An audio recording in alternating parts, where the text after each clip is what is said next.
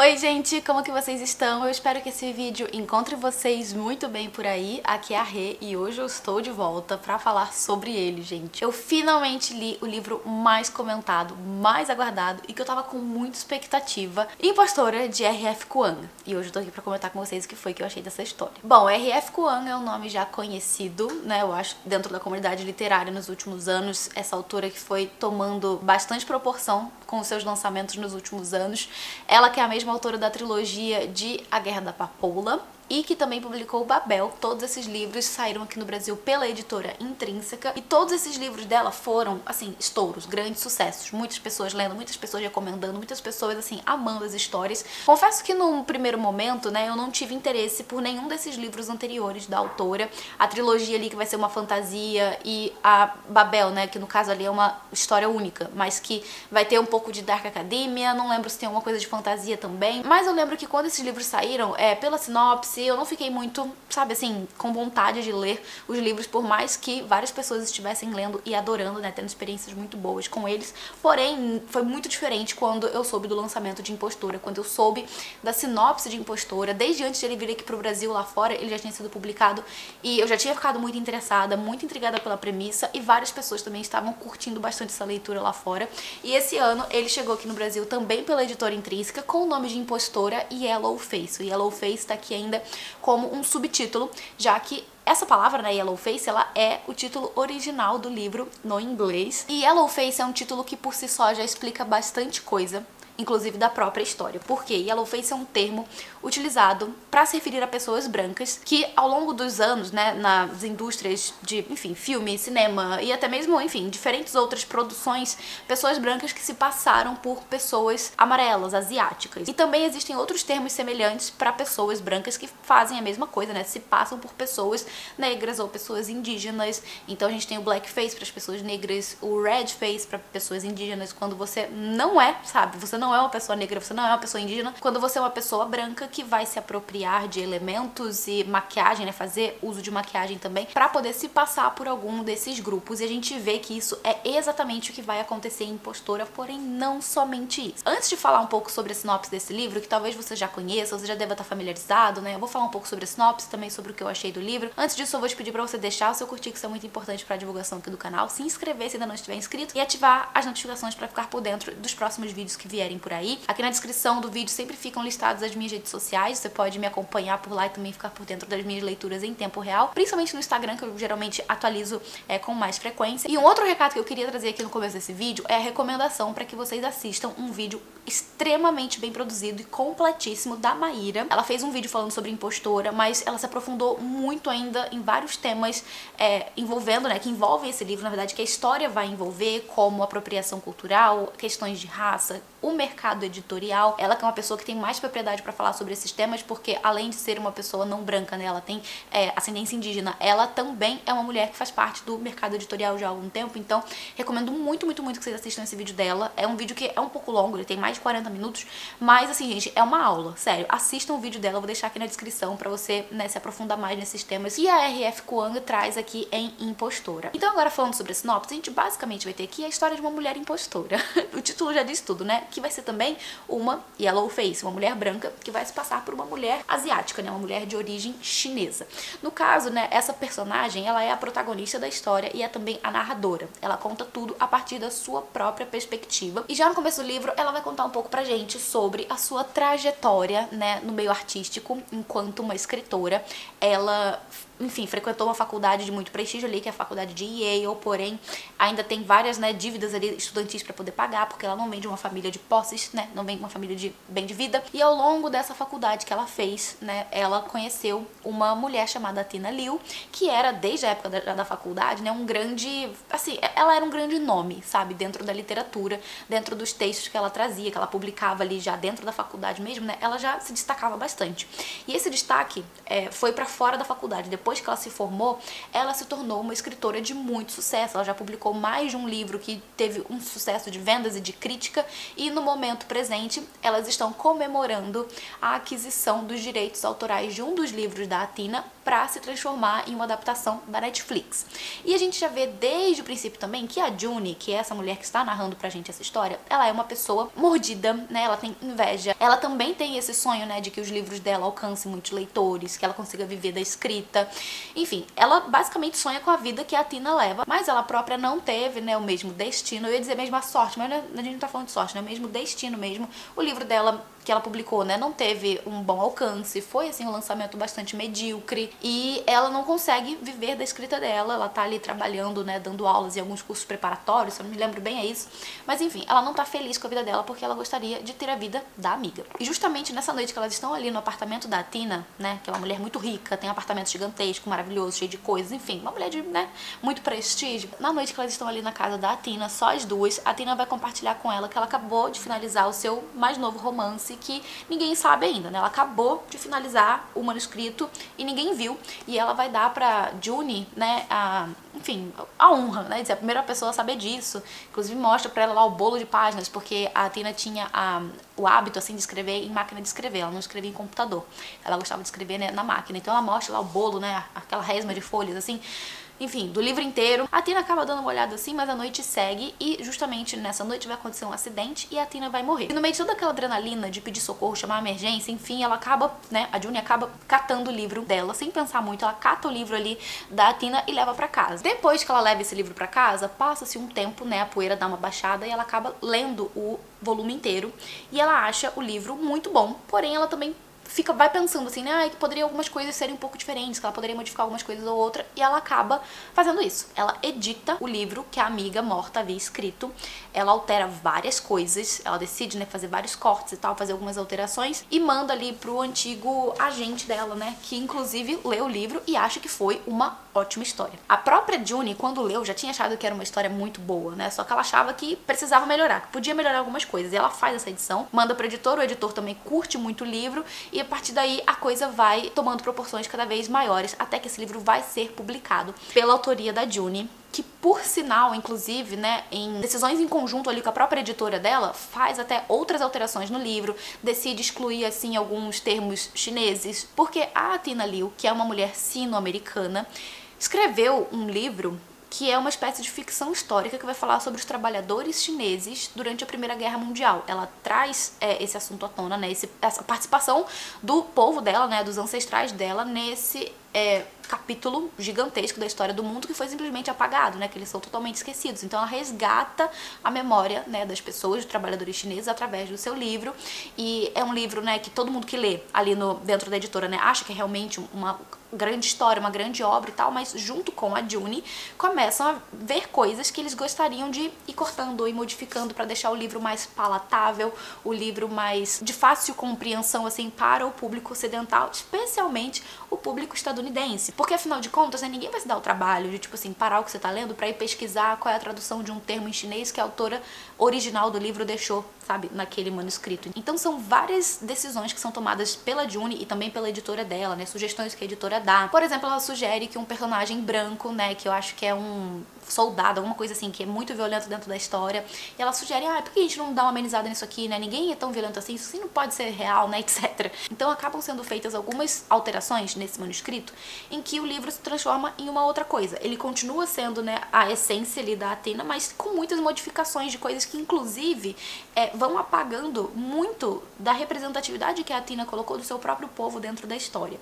E esse é apenas um dos vários assuntos que vão ser trazidos aqui em Impostora, porque a partir daí, né, a partir do momento que esse livro é lançado, que ele começa a tomar grandes proporções, existem várias outras decisões também muito questionáveis que são feitas com relação à apropriação, né, não só a apropriação do livro, mas também a apropriação de uma raça que não é a sua, como a própria autora vai fazer. A June, que não tem nenhuma ascendência, enfim, ela não tem nada, assim, não tem origem nenhuma chinesa, nem asiática, nem nada. Ela acaba fazendo uso, né, trocando o sobrenome dela ali, usando o sobrenome Song pra deixar aquela dúvida de, talvez ela seja, será que ela é alguma coisa asiática, alguma coisa chinesa, um terço, um oitavo, enfim, pra poder dar, né, gerar aquela dúvida. Mas enfim, o livro é publicado, ele é um sucesso, ela começa a colher os louros, né, daquilo, porém, ao mesmo tempo, ela precisa ali, né, vestir essa mentira, né, que ela criou pra si mesma e assim, colocar, né, um monte de justificativas, e ao longo da leitura ela vai colocando um monte de justificativas que ela própria conta pra si mesma, tipo assim, pra amenizar aquilo que ela fez. Sabe quando dizem que quando você conta muito uma mentira, aquilo ali começa a ser verdade pra você? É basicamente isso que vai acontecer na cabeça da Juni,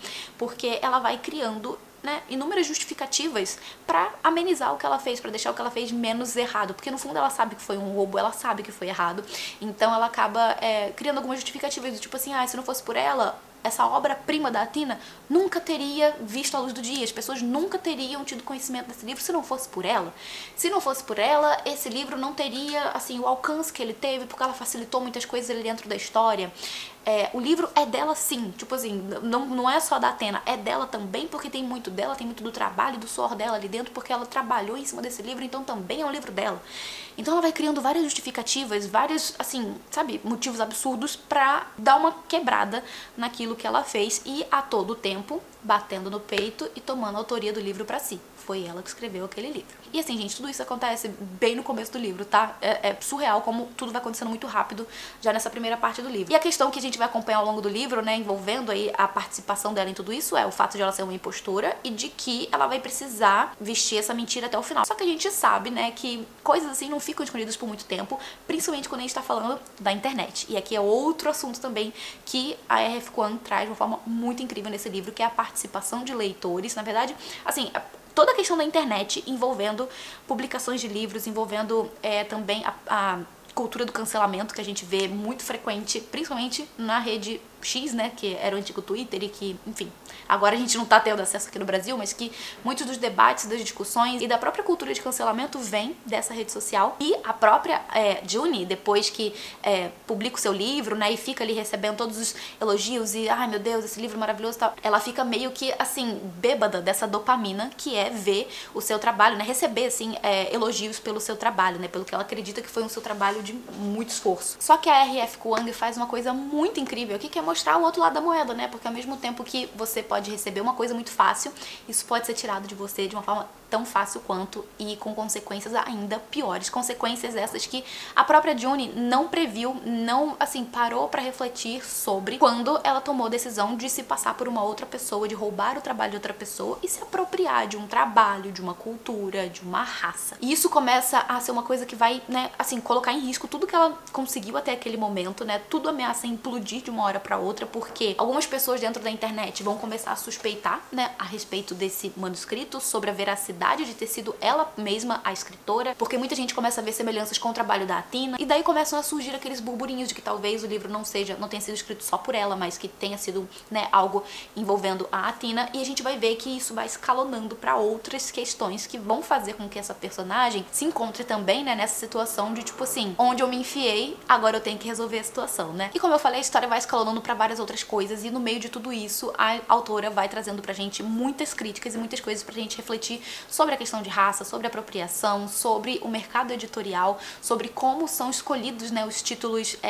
Muita gente que trabalha efetivamente, né, dentro das editoras, fazendo compras de direitos, né, e escolhendo quais vão ser os livros que vão ser publicados, enfim. A R.F. Kuang traz todas essas etapas, né, com muita propriedade pra dentro dessa história, então a gente consegue entender, inclusive, algumas críticas que ela traz sobre o próprio mercado, né, sobre a própria forma como o mercado funciona, sobre quem vão ser os escolhidos pra poder ser publicados ou não, e como em muitos casos as editoras, né, assim, a galera lá dos altos escalões, assim, das editoras já sabem quais livros vão ser um hit, em quais livros eles vão colocar, né, mais dinheiro, quais livros vão ser mais, vão ter mais verba pra poder fazer divulgação, pra poder gerar marketing. E o livro da Athena, né, que no caso aqui a Juni tá publicando como sendo dela, é mais ou menos o que acontece, né? A gente vai ver muita coisa sendo colocada. A gente vai ver que são muitos esforços colocados nesse livro porque eles realmente acreditavam que esse seria um livro, assim, de, né, um grande sucesso. Uma outra coisa muito legal também de se ver nesse livro é como a a R.F. Kuang, provavelmente, né, colocou nessa história muito da sua própria experiência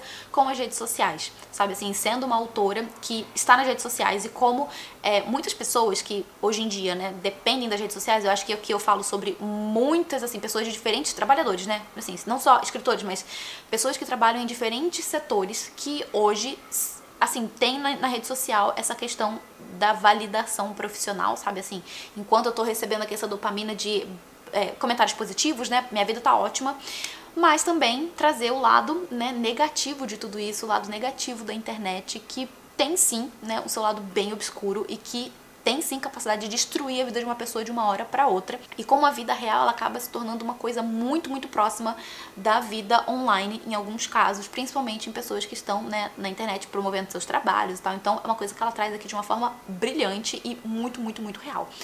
E não só com relação à rede social, mas também com relação à questão do próprio mercado editorial, sabe? Algumas coisas que acontecem realmente, ela traz aqui pro livro, assim, de forma muito destemida, assim, sabe? Ela escreve realmente colocando, escrachando as coisas como elas são e trazendo, né, situações que fazem com que você reflita, repense e talvez critique um pouco sobre o mercado editorial.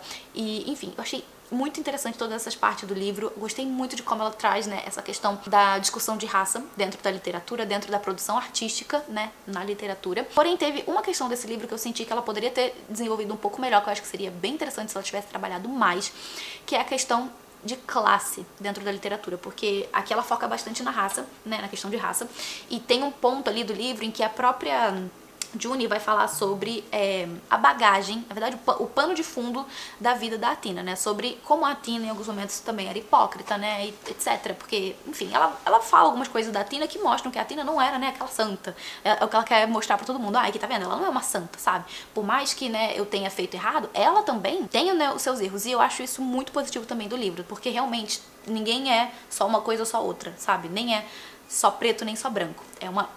Assim, no meio disso tudo tem uma variedade de coisas que nós somos, né? Nós não somos só bonzinhos, nem só vilões, só malvadões, sabe?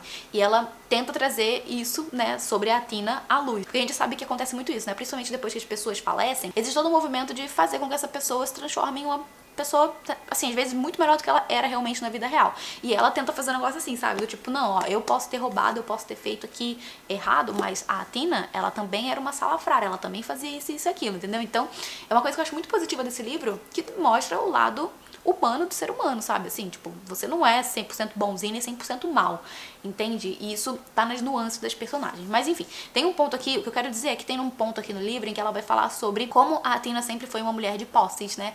Ela vem de uma família rica, ela frequentou as melhores escolas, né? Ela frequentou as melhores universidades, ela não passou por dificuldades financeiras, coisa que a Juni já viveu, né? Ela vem de uma família com menos condição financeira, ela tem ali as suas dívidas estudantis, né? Que ela tá pagando até hoje. E eu acho que essa questão do privilégio de classe dentro da arte como um todo, e aqui no caso, né, falando mais sobre a literatura, é uma coisa muito real. Se você já tem influência, né, financeira, vai ser muito mais fácil para você conseguir a sua publicação. Se você tem como pagar por curso de escrita, por revisores, por editores, por, sabe, aquelas pessoas que vão pegar o teu livro e vão te ajudar a transformar aquilo ali num diamante. Se você tem condição, você vai ter mais chances de ter sucesso na sua vida. E isso é uma coisa inegável. Primeiro que se você já tem condição de ter uma educação, né, de qualidade, você já tá, assim, anos-luz na frente de muita gente.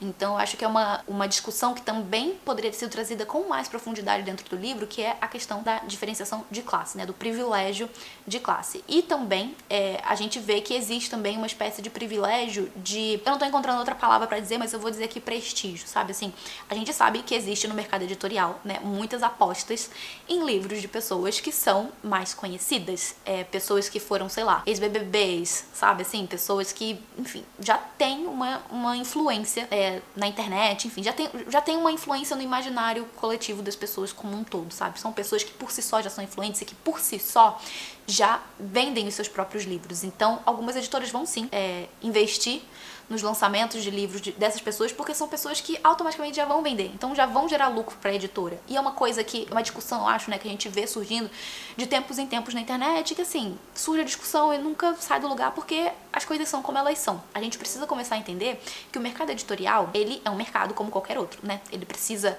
vender, ele precisa gerar lucros, ele precisa pagar contas, ele precisa pagar funcionários, então assim... apesar de trabalhar com livro, né, que é uma coisa que a gente tende, pelo menos aqui no Brasil, né, a gente tende a colocar o livro num pedestal, porque a gente sabe que o Brasil não é um país leitor.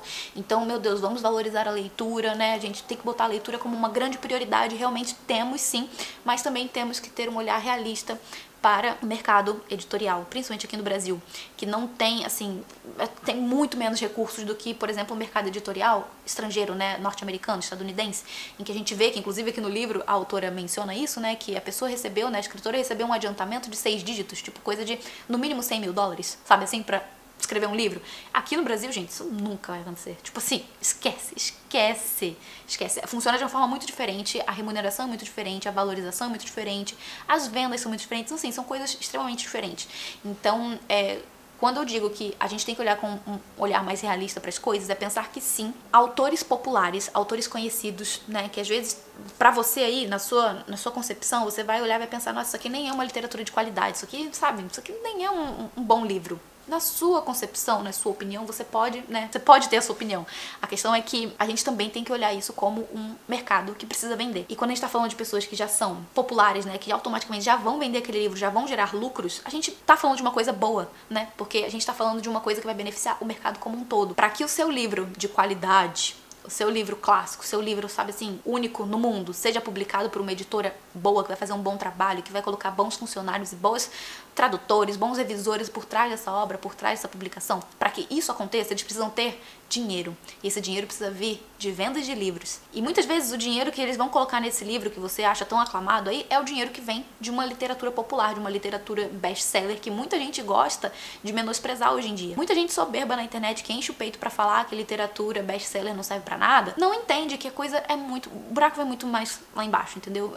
Pra que você consiga ter o seu livro de qualidade, esses best-sellers precisam estar vendendo, gerando lucros pra editora para que eles consigam investir esse dinheiro em livros que você considera bom, para que eles consigam pagar os direitos de publicação, para que eles consigam, sabe, realmente fazer um bom trabalho de edição e publicação desses livros. Então, assim, o mercado como um todo, ele vai se beneficiar de boas vendas, né, de grandes vendas. Então, são coisas como essa que você vai refletindo enquanto você lê Impostora, mas não somente sobre isso, né, sobre todos os temas que eu comentei aqui com vocês.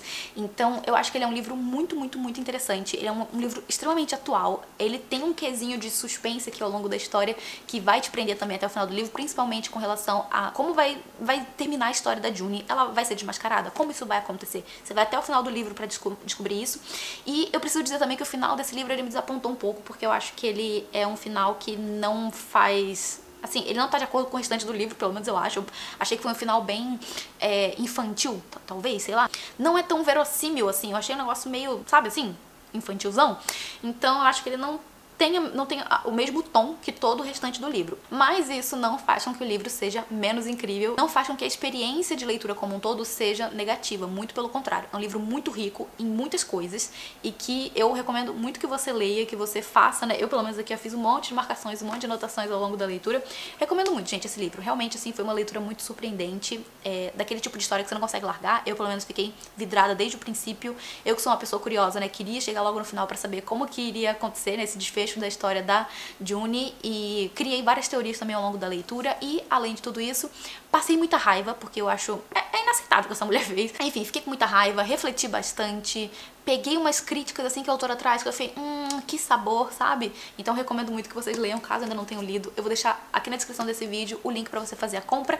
É o meu link de afiliado, né? Se você comprar por ele, eu recebo uma comissão sem que você pague mais nada por isso. Esse vídeo aqui é totalmente orgânico, né? Eu não fiz nenhuma publicidade com a editora, mas é um livro que eu acho que compensa muito vir aqui conversar com vocês, bater na tecla mais uma vez pra que vocês leiam essa história. E também aqui no finalzinho do vídeo, lembrar vocês de assistir o vídeo da Maíra. O link vai estar aqui na descrição. Assistam, gente. Sério, vale muito a pena cada segundinho daquele vídeo. E era isso que eu tinha pra vocês hoje, gente. Eu espero muito que vocês tenham gostado. Comenta aqui embaixo se você já leu, se você tá querendo ler esse livro, se você já leu, o que foi que você achou. Comenta aqui que eu vou adorar saber as opiniões de vocês. Eu vou ficando por aqui, não sem antes agradecer aos apoiadores do Catarse. Gente, muito obrigada pelo apoio de sempre. Eu vou ficando por aqui, mas a gente se vê no próximo vídeo. Um beijo grande e até mais. Tchau, tchau.